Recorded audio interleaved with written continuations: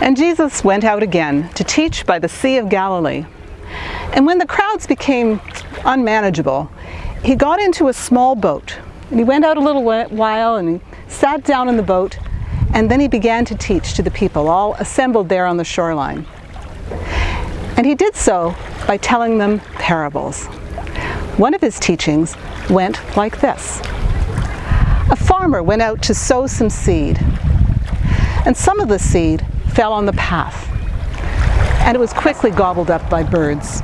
Other seed fell on rocky ground, where it did not have much soil, and it sprang up quickly, but when the hot sun came out, it withered the fragile stems and leaves, and the plant died because its roots didn't go deep enough into the soil. Other seed fell among thorns, and the thorns grew up and choked it, and it yielded no grain at all. Other seed fell into good, rich soil, and when they sprouted, the plants grew and produced a crop 30, 60, 100 times what the farmer had planted. And Jesus said, "Those who have ears to hear, let them listen." And when he was alone, the people who were with him and the 12 asked him more about the parables. And he said, "To you has been given the secret of the kingdom of God. But to those outside, everything comes as parables, so that they may indeed see, but not perceive. They may indeed listen, but not comprehend, so that they may not turn again and be forgiven." And he asked them, "Do you not understand this parable? How then will you understand all the parables?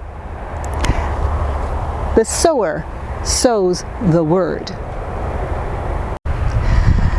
Those are the ones on the path where the word is sown. When they hear, the tempter quickly comes and takes away the word that is sown in them, even before it takes root. And these are the ones sown on rocky ground. Those people hear the word and receive it immediately with joy and enthusiasm. But without deep roots, when trouble or persecution comes on account of the word, their faith withers. And others are those sown among the thorns and the weeds. The word has reached them, but the things of this life, the worries, the drive for more and more, the desire for other things, those things cluster around close and choke the life of God out of them, and they cannot produce. And these are the ones sown on the good soil. They hear the word and accept it and bear fruit 30 and 60 and 100 times more than the farmer dropped to the earth. When you bring a lamp into your house, do you cover it with a basket or stuff it under a bed? Or do you set it down on a table? What is hidden is meant to be revealed. What is secret is meant to be brought into the light.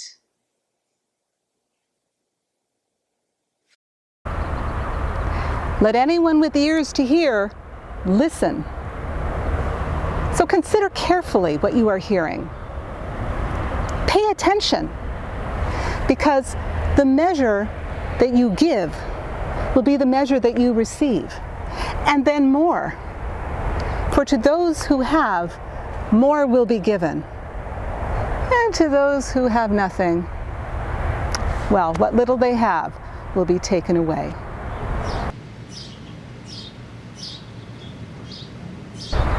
Here's what the kingdom of God is like. A woman throws seeds onto the earth.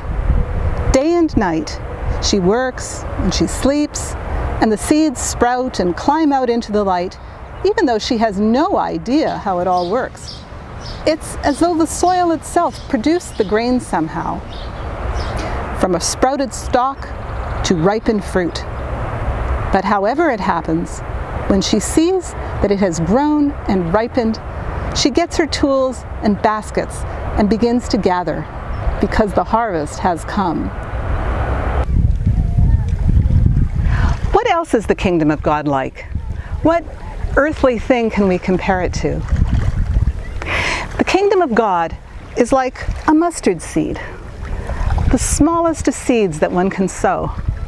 And yet, when it's planted in the garden, it grows into the greatest plant in the whole garden.